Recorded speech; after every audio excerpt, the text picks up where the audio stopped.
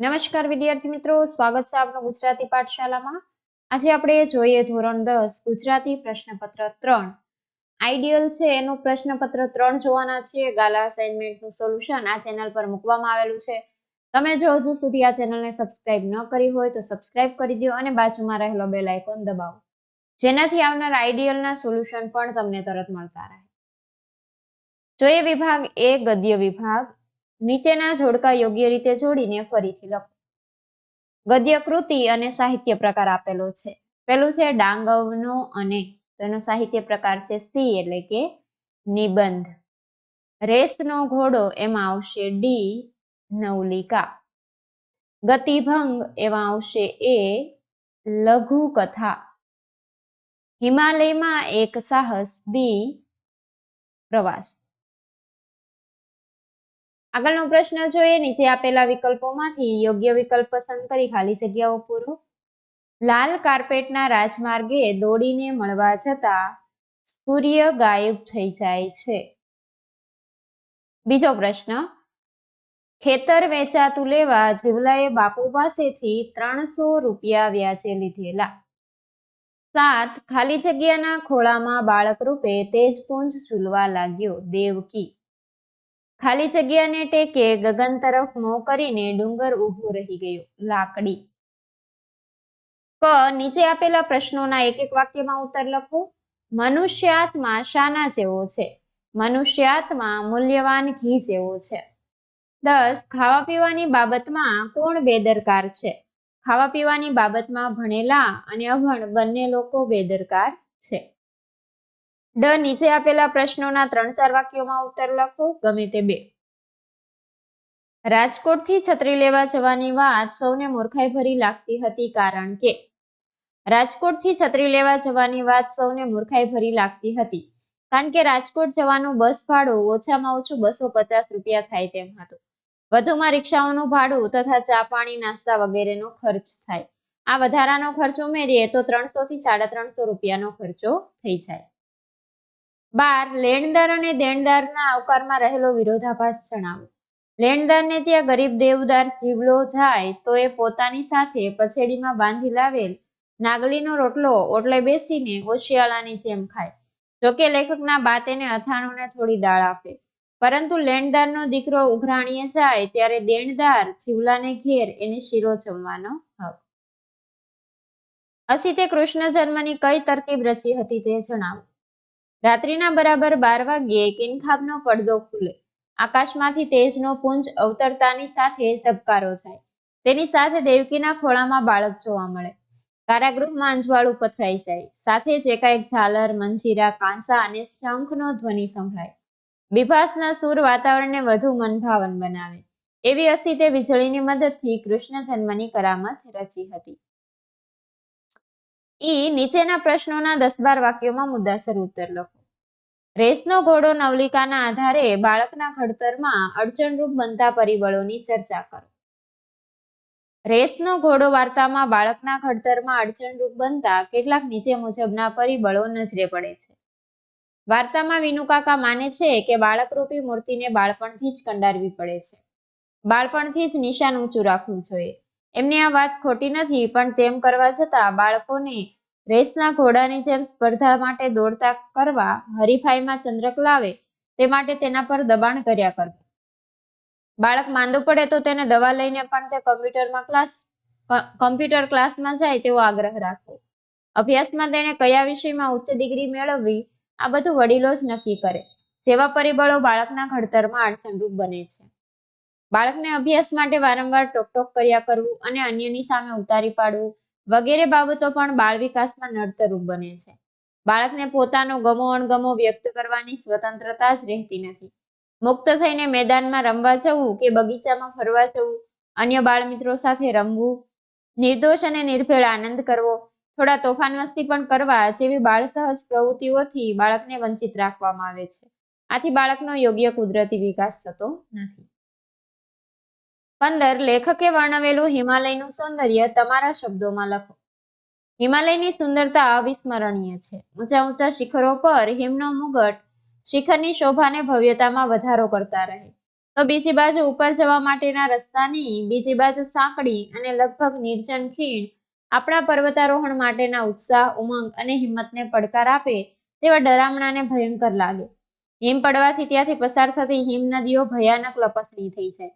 અમરનાથની ગુફા તરફ આગળ વધવાના રસ્તે લેખક અને તેમની ટુકડીને સખત મુશ્કેલી પડતી હતી. હિમાચ્છાદિત શિખરોથી વીંટળાયેલા એક વિશાળ હિમ સરોવર સુધી તેઓ પહોંચ્યા. આ સરોવર ઓળંગીને લગભગ અડધા માઇલ જેટલા અંતરે આવેલી અમરનાથની ગુફા લેખકનું ગમ્ય સ્થાન હતું. રસ્તામાં અનેક સ્થળે હિમનદીઓની મોટી ખોભણો આવે અને તાજું હિમ પડવાના લીધે આવી ખોભણો દેખાય પણ નહીં. તેમાં અચાનક પગ પડી જાય તો તે જ સ્થળે એ માણસ દટાઈ જાય. લેખક સાથે પણ કંઈક એવું જ બન્યું, પણ સમય સૂચકતા તેમજ સાથીઓની તાત્કાલિક મદદથી તેઓ બચી ગયા.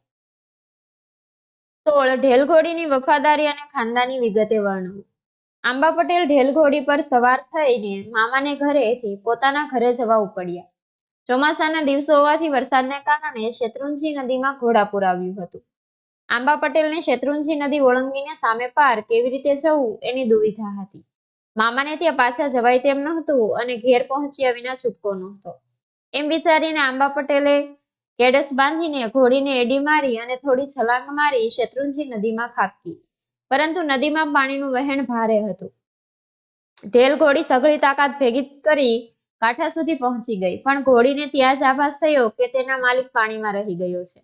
એટલે થોડી નસકોરી ફુલાવતી સહેજ પણ થંભ્યા વિના પાણીમાં ખાબકીને ધણીને શોધવા નીકળી પડી. તે વખતે આંબા પટેલ પાણીમાં તણાતા હતા. તરવામાં તેમની એક પણ કાહરી ફાવતી નહોતી. તેમનામાં હિંમત રહી નહોતી. ત્યાં તો સડસડાટ કરતી ઘોડી આંબા પટેલની નજીક પહોંચી. ઘોડીને જોતા જ આંબા પટેલમાં હિંમત આવી અને સઘળી તાકાત ભેગી કરીને ઘોડીને વળગી પડ્યા. ચતુર ઘોડીએ પાણીમાં પંજ કાપવા માંડ્યો. પાણીમાં ફંગોળાતી થોડી મહામુસીબતે નદીના કાંઠે આવી. આમ જાતવાન ઢેલ ઘોડીએ પોતાના ધણીનો જીવ બચાવ્યો. ઘોડીએ મુસીબતના સમયે પોતાના ધણીને બચાવીને તેના પ્રત્યેની વફાદારી અને ખાનદાની બતાવી. બીજું છે વિભાગ બી, પદ્ય વિભાગ. યોગ્ય જોડકા જોડીને ફરીથી લખવાના. શીલવંત સાધુને એમાં બી. ગંગા સતી. માધવને દીઠો છે ક્યાંય ડી. હરીન્દ્ર દવે. મુક્તક સી. બેફામ. એક બપોરે એ. રાવજી પટેલ. નીચે આપેલા વિકલ્પોમાંથી યોગ્ય વિકલ્પ પસંદ કરી ખાલી જગ્યા. શીલવંત સાધુને પરમાર્થમાં પ્રીત હોય છે. 22 હાઇકુ કાવ્ય 3 પંક્તિનું હોય છે. કવિ પોતાની પ્રિયતમાને ગરીબના રતન જેવી ગણાવે છે. કલાપી એ સુરસિંહજી તખ્તસિંહજી ગોહિલનું ઉપનામ છે. નીચે આપેલા પ્રશ્નોના એક વાક્યમાં ઉત્તર લખો. કવિની દ્રષ્ટિએ ભારવાળો મુગટ એટલે શું? કવિની દ્રષ્ટિએ ભારવાળો મુગટ એટલે જવાબદારીવાળો મુગટ. 26 કવિ સ્નેહનું ઝરણું કોને કહે છે? કવિ સ્નેહનું ઝરણું દીકરીને કહે છે. નીચે આપેલા પ્રશ્નોના 3-4 વાક્યોમાં ઉત્તર લખો. ગમે તે 2. 27 કવિ આપણી વ્યથામાંથી કેવી રીતે રસ્તો કાઢવાનું કહે છે? કવિ જણાવે છે કે આપણી વ્યથા જાણીને દૂર કરવામાં, મદદરૂપ થવામાં કોઈને રસ નથી. એટલે વ્યથામાંથી બહાર આવવાનો માર્ગ આપણે જાતે જ શોધવાનો છે. એ માટેનો સાચો માર્ગ એ છે કે આપણે એ વ્યથાને એકલા જ સહન કરવી. એ અંગે કોઈને ફરિયાદ ન કરવી. હૈયામાં ગમે તેટલી વ્યથાનો અગ્નિ જલતો હોય પણ બહારથી તો શીતળતા જ રાખવાની છે. 28 સત્યના આયુધની વિશેષતા કઈ છે? કવિએ ગાંધીજીના સત્યને આયુધ ગણાવ્યું છે. દુનિયામાં અનેક યુદ્ધો જુદા જુદા અસ્ત્રો શસ્ત્રોથી લડાયા છે અને લડાશે, પરંતુ સત્યરૂપી આ યુદ્ધની વિશેષતા એ છે કે ગાંધીજીએ એનાથી અંગ્રેજોને ધ્રુજાવ્યા હતા અને ભારતને આ સત્યરૂપી આયુધને કારણે જ આઝાદી મળી હતી. દુનિયાના ઇતિહાસમાં એક વિશિષ્ટ ઘટના છે. 29 ચાંદલિયો લોકગીતને આધારે રાત્રિનું વર્ણન કરો. શરદ પૂનમની રાતે કાવ્યનાયિકાના ચોકમાં 16 કળાએ ખીલેલો ચંદ્ર વાતાવરણને શીતળ, મધુર અને રમ્ય બનાવે છે. આ સુમધુર રાત્રિના આનંદની ઉત્સુકતાને લીધે સ્ત્રી પુરુષો ગરબે રમે છે. શરદ પૂનમની રૂપાળી રાત્રિએ ગરબે રમતી યુવતીના ભાવોની ભરતીનો હિલ્લોળ જોવા મળે છે. ઈ છે નીચેના પ્રશ્નોના 10-12 વાક્યોમાં મુદ્દાસર ઉત્તર લખો. ગ્રામ જીવનમાં ખેતરવાડીનું બપોર વેળાનું ચિત્રાત્મક વર્ણન કરો. ગ્રામ જીવનમાં ખેતરવાડી એ ખેડૂતની કર્મભૂમિ છે. ખેડૂતનું એ જીવન છે. અહીં આપેલ એક બપોરે કાવ્યમાં કવિને પોતાના ખેતરના શેઢેથી એક સારસીના ઉડી જવાથી જે વેદના થાય છે તેની એક બપોરે કાવ્યમાં અભિવ્યક્તિ થવા પામી છે. એમાં કાવ્યમાં ગ્રામ જીવનનો ઉલ્લેખ છે. કાવ્યમાં કાવ્યના એક ખેડૂત છે, ખેતર છે, એનો શેઢો એટલે કે ખેતરની સીમા ઉપરની ખેડિયા વિનાની પટ્ટી, જે ઢોર માટે પાસ થાય છે, ઘાસ થાય છે, માં છે, ભાતું છે, ભાતામાં રોટલા ને છાશ છે. ખેતર ખેડતા ખેડતા થાક લાગે ત્યારે ચલમનો કસ લઈ પોરો ખાવાની સગવડ છે. તાપડી છે, જેમાં ભારવેલો અગ્નિ છે. ખેતરમાં આવેલા મહુડી જેવા વૃક્ષો અને ખેતર એ ખેડૂતની કુદરતી સંપત્તિ છે. ઘાસ છે, બળદ છે અને હળ છે. આમ મહુડો, શેઢો, છાશ, રોટલો, તમાકુ, તાપણી જેવા શબ્દો ઉપરાંત ખેતરવાડીના વર્ણનો ગ્રામજીવનને રજૂ કરે છે. અહીં કાવ્યમાં રજૂ થયેલા આ દ્રશ્યો તો કાવ્યને દર્શાવવા માટેનું સાધન માત્ર છે. સાધ્ય તો કાવ્ય પોતે જ છે. સાધનોથી એટલો નિષ્કર્ષ જરૂર તરી આવે છે કે એક બપોરે કાવ્યમાં આપેલ ગ્રામજીવનના આટલા વર્ણન માત્રથી આપણે જોયેલા ગ્રામજીવનના બીજા દ્રશ્યો પણ માનસપટ પર ઉભરી આવે છે. 31. શીલવંત સાધુ તમે કોને કહેશો તે કાવ્યના આધારે જણાવો. સાધુઓ તો ઘણા હોય પણ સાધુ શબ્દ આગળ મુકાયેલ શીલવંત વિશેષણ સાચા સાધુ અને કહેવાતા સાધુ વચ્ચેનો તફાવત બતાવી દે છે. શીલવંત સાધુને કૃતિમાં ગંગા સતીએ પાનબાઈને સદાચારી સાધુને ઓળખી તેનો જ સંગ કરવાની શિખામણ આપી છે. તેમણે શીલવંત સાધુના લક્ષણો આ પ્રમાણે દર્શાવ્યા છે. આવા સાધુ ચારિત્રવાન હોય છે. તેઓ સદા સરળ, નિર્મળ અને પવિત્ર હોય છે. આથી જ ઈશ્વરની એમના પર અનુકંપા વરસે છે. એમનું ધ્યેય તો માત્ર પરોપકાર જ હોય છે. એમને માત્ર ઈશ્વરના વચનોમાં જ શ્રદ્ધા હોય છે. એમના મન, વચન અને વાણીમાં સમાનતા હોય છે. એ આઠે પહોર આનંદમાં રહે છે. એમની તુર્યાવસ્થા જાગી ગઈ હોય છે, એટલે કે સમજણ શક્તિનો ઉદય થઈ ગયો હોય છે.